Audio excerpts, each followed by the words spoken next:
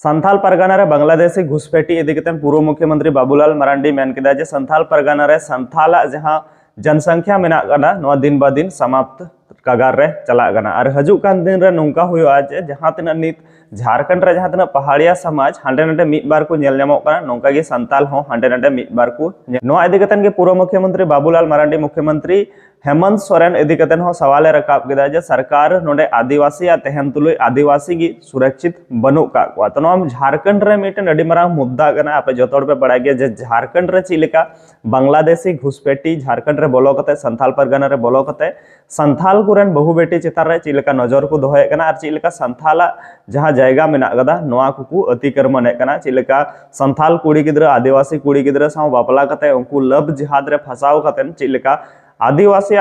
जायगा जमी को किरिंग अखरिंग कना तो तिहा नो वीडियो रे पूरा डिटेल्स के साथ बन बडाय ᱧᱟᱢᱟ जे बाबूलाल मरांडी चेड एमएन चुगदे नो बांग्लादेशी घुसपैठी इदी कतन जोहार गे सनम को इंगे विशाल सोरेन आपे जतो को सगुंदरा मिनार मिटे नवा वीडियो रे मोस्ट वेलकम मिना आबो अपना विशाल सोरेन ऑफिशियल YouTube चैनल रे तो गाती को जस्ती बा मिलम कते दिला लाहा से उना वीडियो क्लिप बुन नेल कागे जहारे बाबूलाल मरांडी बांग्लादेशी घुसपैठी इदी कतन मिद बार कताय मेन का है हाल परिणाम में घुसपैठी कितना बड़ा मुद्दा मान नहीं, मैं वही बात कह रहा था क्योंकि मैं संथाल परगना की धरती में मैं आया हूँ। ये तो मैंने पार्टी का प्रोग्राम मैंने बताया, लेकिन संथाल परगना और उसमें भी पाकुड़ में मैं यहाँ उपस्थित हूँ। तो संथाल परगना में लगातार खास करके जो ट्राइबल की पॉपुलेशन है वो समाप्त हो रही है। यानी अगर हम कहें कि संथाल परगना के अस्तित्व ही खतरे में है और यहाँ के आदिवासी किस प्रकार से धीरे धीरे वो समाप्त हो रहे हैं, उसकी मैं आंकड़ा आप सब लोगों के समक्ष रखना चाहूंगा। और मैंने इसलिए इस बात को कह रहा हूं कि यह आंकड़ा कोई बीजेपी ने तैयार किया ऐसा नहीं है, कोई बाबूलाल मरांडी ने तैयार किया ऐसा नहीं। यह आंकड़ा सेंसस का है। भारत सरकार प्रत्येक 10 वर्षों में सेंसस करती है, उसकी आंकड़ा है। उसमें भी नरेंद्र मोदी जी जब 2014 में प्रधानमंत्री देश के बने तो 21 में सेंसस होना था, लेकिन कोरोना के कारण वो भी सेंसस नहीं हो पाया 21 में। और इस कारण से मैं कह सकता हूं कि भाई ये जो सेंसस है पूर्व की सब सेंसस है। 2011 के पहले जितना भी सेंसस हुआ है आजाद भारत में,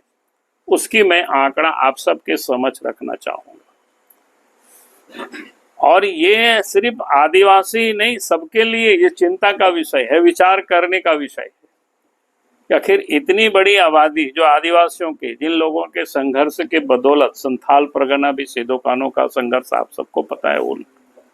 उसके कारण से संथाल परगना बना, एसपीटी एक्ट है, सब कुछ होते हुए,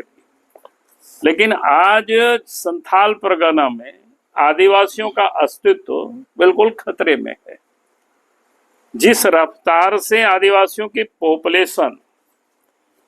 जो यहाँ पर कम हो रही है, तो मैं कह सकता हूँ कि आने वाले 50 वर्षों के बाद शायद जैसे पहाड़िया लोग यहाँ कुछ बचे हुए हैं, तो उसी प्रकार से संथाल भी यहाँ दिखाई पड़ेंगे। तो इसलिए मैंने बार बार कहा है सरकार से भी कि भाई सरकार को एसआईटी गठित करके पूरे मामले, एक तरह से यदि आप कहें भूख का जो है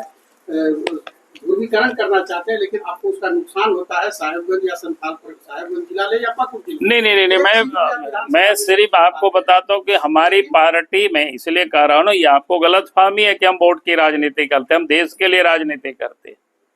आप याद करिए 1953 में डॉक्टर श्यामा प्रसाद मुखर्जी, उस समय कितने सांसद थे हमारे, देशव्यापी भी पार्टी नहीं बनी थी बहुत बड़ी, तब भी जम्मू कश्मीर में 370 की हमारी पार्टी ने विरोध किया, देशव्यापी विरोध किया। उस समय तो पता नहीं था कि नरेंद्र मोदी जी के नेतृत्व में सरकार बनेगी और 370 हम हटा पाएंगे। हम सब लोग भी सोचते थे, आप भी सोचते होंगे, पता नहीं होगा कि नहीं होगा, लेकिन उस समय उन्होंने बलिदान दिया और जम्मू कश्मीर उस समय परमिट लेकर के जाना पड़ता था, बिना परमिट के घुसे, उनकी गिरफ्तारी हुई, जेल में वो शहीद हो गए। तो हम देश के लिए राजनीति करते हैं, हम ऐसा नहीं है कि इसके लिए हम राजनीति करते हैं वोट के लिए।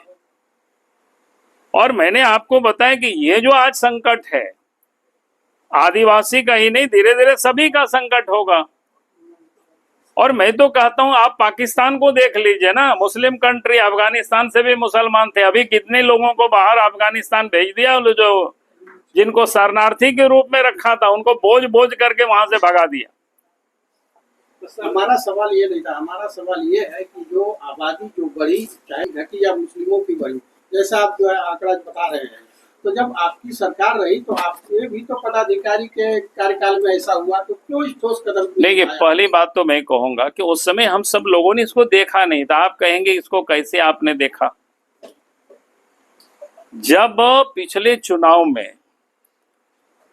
राजमहल क्षेत्र में एक एक बूथ पर 123% की वृद्धि हुई है। उन्हें 2019 और 2023 के बीच में मतदाता होगी, तब ये ध्यान में आया कि भाई इतनी बढ़ोतरी वृद्धि कैसे हो सकती है मतदाता की, क्योंकि वहां तो कोई नया फैक्ट्री भी खुला नहीं उस क्षेत्र में। फैक्ट्री खुलता है तो समझते हैं कि बाहर से माइग्रेट होकर के काम करने आते हैं, मतदाता सूची में नाम चढ़ा लेते हैं, चढ़ता ही है, वो तो ऑटोमेटिक होता है, लेकिन वो हुआ नहीं उस क्षेत्र में। फिर ये आबादी इतना किसो हो गई? इस प्रकार की दिखाई पड़ा कि 50,000 मतदाता को वहां पर उस विधानसभा में बढ़ाया गया।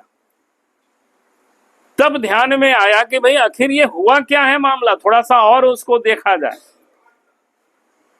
तो तब देखे तो मैं कहता हूं लोगों से, भाई जब जगे तब सवेरा समझो।